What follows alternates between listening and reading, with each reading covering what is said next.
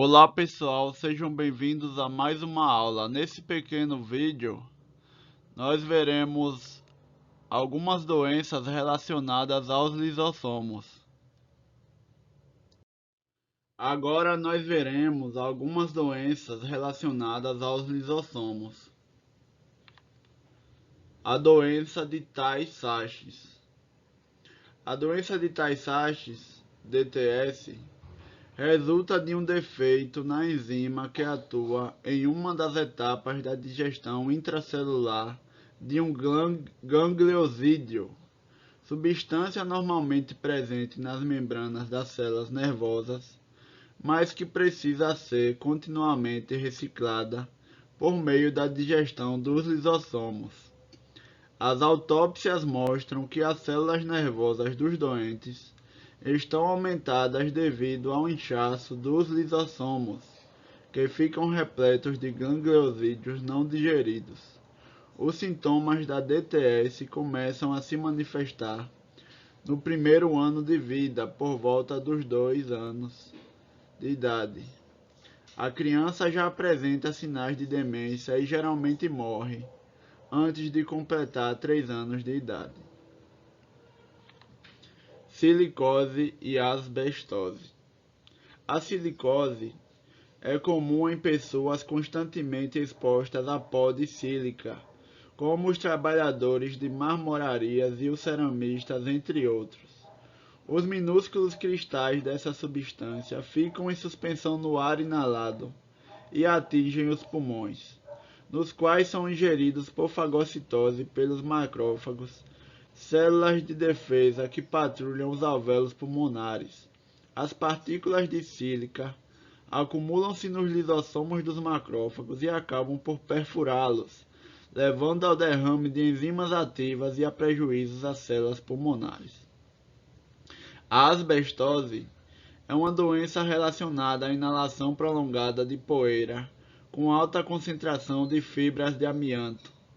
À semelhança do que ocorre com a sílica, o amianto inalado acumula-se nos lisossomos das células pulmonares e altera seu funcionamento. O amianto ou asbesto pertence ao grupo dos silicatos cristalinos hidratados. Ambas as denominações referem-se ao fato de esse material ser incombustível, o que difundiu seu emprego na produção de materiais anti-chamas. Além da incombustibilidade, a estrutura fibrosa do amianto possui alta resistência mecânica, durabilidade e flexibilidade. Por isso, esse material é empregado na indústria, principalmente para a fabricação de telhas e caixas d'água, de autopeças de veículos, entre outras aplicações. O amianto já foi largamente utilizado como isolante térmico e proteção anti-chama nas décadas de 1940 e 1950. O uso do amianto vem sendo proibido em vários países, embora ainda utilizado em alguns estados brasileiros. Sua proibição no Brasil todo é questão de tempo. De acordo com os dados da Organização Mundial da Saúde, OMS, um terço dos cânceres ocupacionais, ou seja, aqueles originados por agentes carcinogênicos presentes no ambiente de trabalho, é causado pela inalação de fibras de amianto. Embora para muitas pessoas essas precauções pareçam exageradas, autoridades da área da saúde sugerem aos que têm um telhado de amianto que procurem instalar um forro ou alguma proteção para evitar o contato com o farelo das telhas, que se desprende principalmente com a umidade e o bolor. Recomendam-se também cuidados com a caixa d'água, evitando o uso de escova de aço na limpeza e principalmente produtos agressivos como a água sanitária. O ideal com o tempo é substituí-la. Então, quem usa produtos de amianto como telhas e caixas d'água, o ideal é substituir por outros materiais, já que o amianto é cancerígeno. Aqui nessa figura nós vemos à esquerda radiografia da caixa torácica de uma pessoa cujos pulmões estão fibrosados em decorrência da asbestose. à direita a radiografia mostrando pulmões sadios. Então nós observamos que no pulmão da esquerda existem essas áreas claras, né? Essas áreas claras são as regiões fibrosadas devido à asbestose, que é a inalação de fibras de amianto.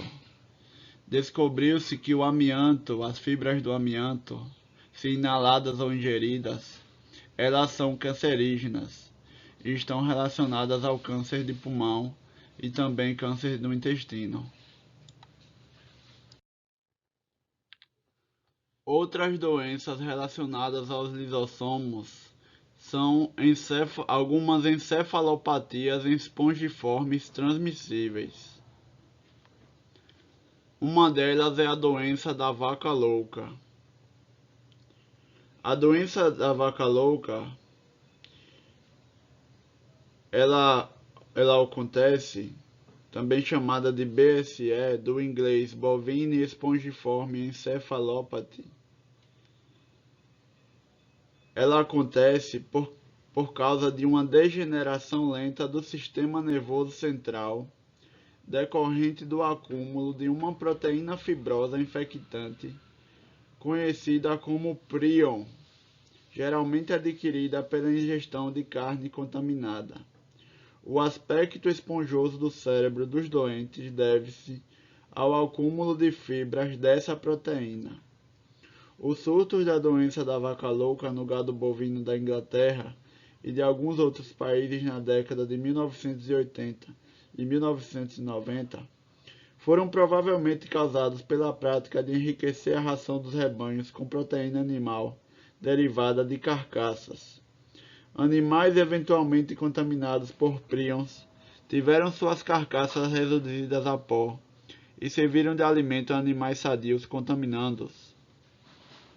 Casos dessa doença, principalmente em pessoas na Inglaterra, foram relacionados à ingestão de carne proveniente de animais infectados por prions. O Brasil está aparentemente livre da doença, porque em nossa pecuária o gado é alimentado quase exclusivamente com produtos de origem vegetal. Outra doença semelhante é o curo. É uma doença neurológica causada por prion, endêmica entre nativos da Nova Guiné, e cuja transmissão está ligada a rituais de canibalismo. Nessas populações costuma-se macerar o cérebro do cadáver e utilizá-lo no preparo de uma sopa ingerida pelos familiares do morto. Se este era portador da encefalopatia transmissível, os familiares correm risco de contrair a doença. Como os sintomas levam anos para se manifestar, foi difícil estabelecer a relação entre os rituais e a aquisição da enfermidade. Supõe-se que, quando uma pessoa ou animal ingere carne contaminada por prions, esses não são digeridos e penetram intactos na circulação sanguínea. Pelo sangue, os prions chegam aos nervos e aos corpos celulares dos neurônios, nos quais começam a fazer com que proteínas normais similares a eles se transformem em novos prions. Estes, sendo resistentes à digestão, acumulam-se nos lisossomos e acabam por causar a morte das células nervosas. A lenta destruição dos neurônios afeta o funcionamento do sistema nervoso, levando ao aparecimento dos sintomas típicos da doença, perda gradativa da memória recente e de orientação espacial, incontinência urinária e demência. Então são doenças muito graves causadas por prions, que é um tipo de proteína que não consegue ser digerida pela célula.